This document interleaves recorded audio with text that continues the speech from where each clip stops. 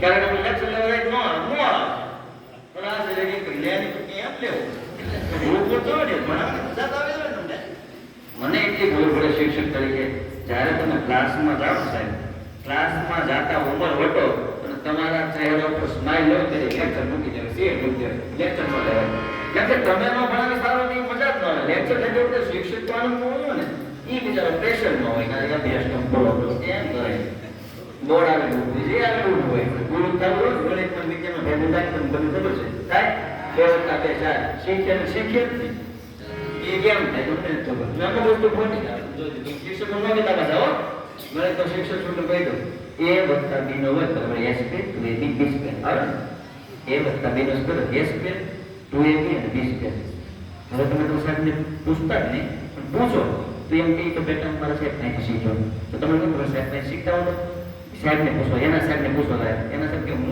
શીખ્યો છું આ સૂત્ર છે અમુક વસ્તુ સ્વીકારવી પડે તમારે એ વત્તા બી નો સ્ક્વેર એ સ્ક્વેર ટુ એ બી બી સ્ક્વેર સ્વીકારેલી વસ્તુ છે તમે નક્કી ન કરો કે કેમ આવ્યું એ કેમ આવ્યું જાણવા માટે તમારે જિંદગી ખર્ચી નાખવી પડે હે અને આપણે બધા ખોટી વસ્તુ તો મારીને બેઠા આ તાજ કરવા જાય લવ પ્લેસ કહેવાય તાજ પ્લેસ કે ભાઈ પ્રેમની નિશાની છે હવે ખરેખર તો સામાજિકના વિજ્ઞાન શિક્ષકોને ખબર હોય શાહજહાં આમ તો બાબર હુમાયુ અકબર જહાંગીર શાહજહાં હવે આ તો યાદ કરુણા છે તમે જો સામાજિકમાં મુગલ સામ્રાજ્યને આપણે જરૂર છે પૂછ્યો નથી જરૂર આપણે મહારાણા પ્રતાપની જરૂર છે આપણે રાણા પ્રતાપ મહારાણા પ્રતાપ શિવાજી આ બધા જે કાંઈ આપણા જે ચંદ્રશેખર આઝાદ છે ભગતસિંહ છે એના બબે લીટી હોય બાબરનું તો ડાકો બે પછી હુમાયુ અકબર જહાંગીર શાહ હું કરવા આ સરકાર કેની હમણાં ખબર પડશે એનસીઆર જેવા કરે ને ગુજરાત સરકાર જ રાખે બાબર હુમાયુ અકબર જહાંગીર શાહજહાં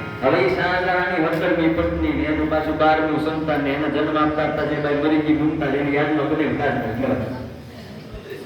લવ નો કહેવાય નો કહેવાય લવ કોને કહેવાય પ્રેમ કોને કહેવાય બહુ પત્ની પ્રથા હતી આપણે ત્યાં સાહેબ ત્રેતા યુગમાં રામે સીતાની યાદમાં સમુદ્ર ઉપર પુલ બાંધી દીધો અને સીતાને લઈને રાજ્યાભિષેક કર્યો તમારા મારા માટે પ્રેમની નિશાની રામ સેતુ હોવી જોઈએ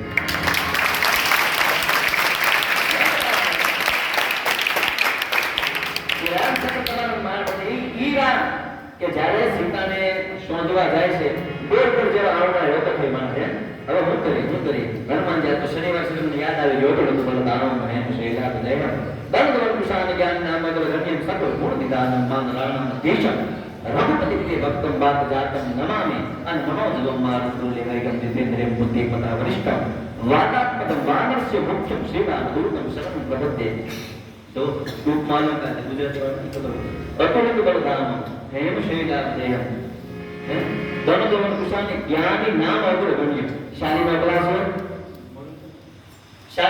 હોય એમાંથી ટોપ 10 આપી આપણે તમારે ટોપ 10 આપતા ને શાલીમાંથી એમાં પહેલો નંબર કેટલી વાર થાય ને પહેલો નંબર આવ્યો તો હનુમાનજી કોણ છે જ્ઞાની નામ અગ્ર ગણ્ય જ્ઞાનીઓમાં આગળ છે જ્ઞાન નામ અગ્ર ગણ્ય સકલ ગુણ નિદાન માન રાણા દેશમ રઘુપતિ દેવ ભક્તમ વાત જાકર નમામી એ હનુમાનજીની મદદથી જ્યારે યુદ્ધ થાય છે રાવણનો હમણાં વાત છે સમજો ભાઈ ત્યારે રામ ની પાસે વિભીષણ આવે વિભીષણ કોણ કોને ખબર છે આગળ શીખવા વિભીષણ કોણ બધાને ખ્યાલ નથી વિભીષણ છે રાવણનો ભાઈ બરોબર યાદ રાખજો વિભીષણ રાવણનો ભાઈ એ આવે રામ પાસે એટલે કે છે આવો લંકેશ વિભીષણ ને હું કે આવો લંકેશ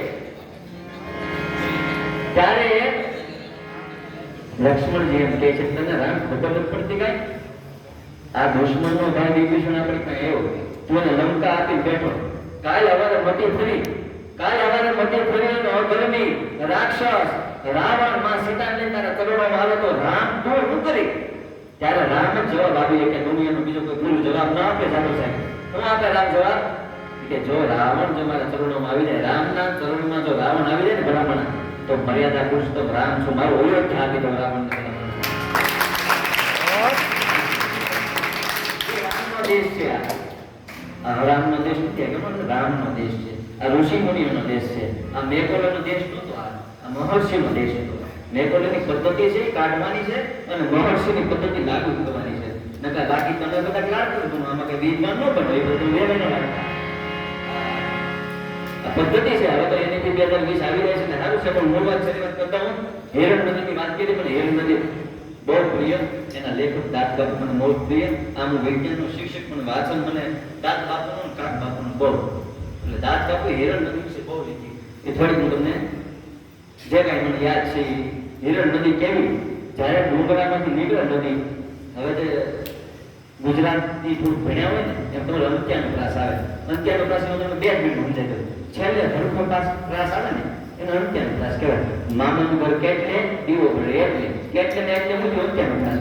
હા દેશી ભાષા તેરે મસ્ત મસ્ત તો નેન મેરે દિલ કા લે ગયે છે, નેન ને છે અંત્યાનો ક્લાસ. ક્યાં આ અંત્યાનો ક્લાસ આખી ભાષા ગુજરાતી તમે લઈ લો.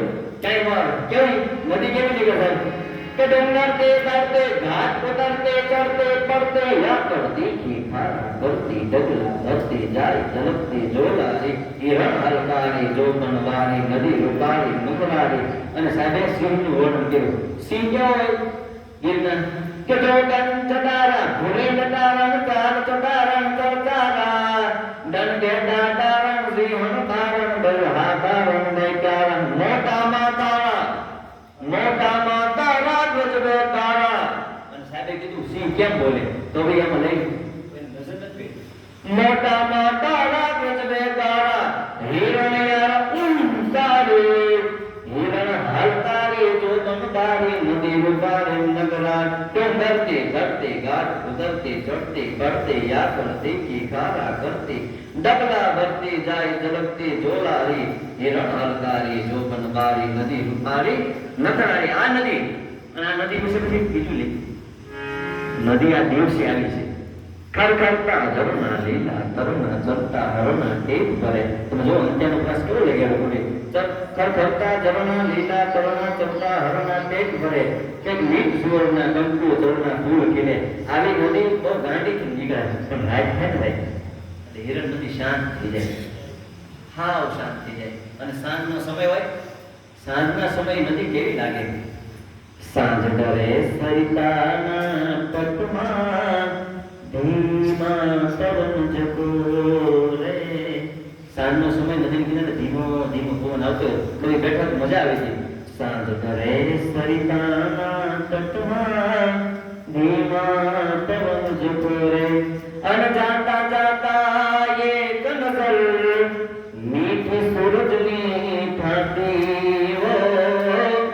એ જાતા જાતા એક નજર મીઠી સૂરજની થાતી. તો નદી લાગે કેવી, નદી કેવી એમ કહેવાય. નદી કેવળ ન કહેવાય, સ્ત્રી વાચક છે.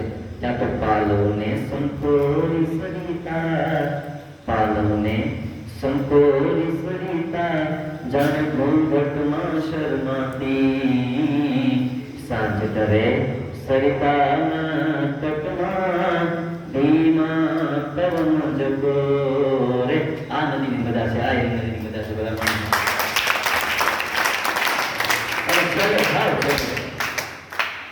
અમે શિક્ષક છીએ, બધા શિક્ષકો છે.